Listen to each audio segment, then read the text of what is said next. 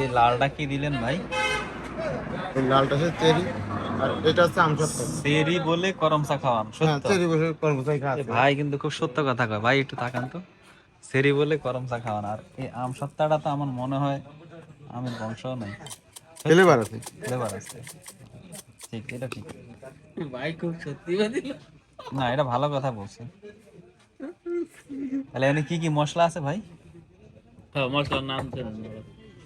মশলা আছে, কিশমিশ আছে, কাজু বাদাম আছে, তারপরে ধুনা আছে, গোমরি আছে, এলাচ আছে।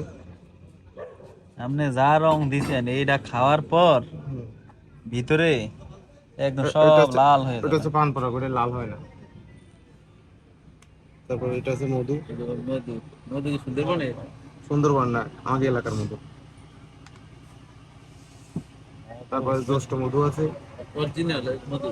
অরিজিনাল আর ডুপ্লিকেটের চিন্তা করলে খাওয়া যাবে না, আপনি চিন্তা করবেন মধু আমার খান। নিজের ভাগ আছে, তাহলে ঠিক।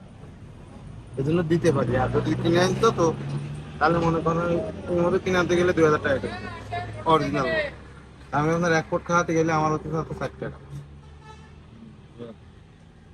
আর কি আছে এখন বাকি আছে? এই পানের দাম পড়ছে কত? পানের দাম পড়ছে 40 টাকা। এই পান 40 টাকা।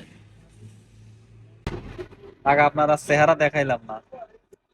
এই পান, পান খান না বিষ খান? 30 টাকার আপেল আর পানের দাম 40। বাঙালি জেনে বুঝে বিষ খায়। দিলেন কালো, ও কাইলা দিরাও দিয়েছেন, তাও রং করাটাই দেখছেন। এই যে রং বেড়ে গেছে বুঝছেন, এটা রং খাওয়াটা ভাজা যে।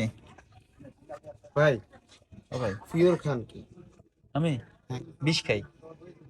পিওর বেশি। পিওর বিষ, আমি আসলে পিওর বিষের ব্যবসা করি।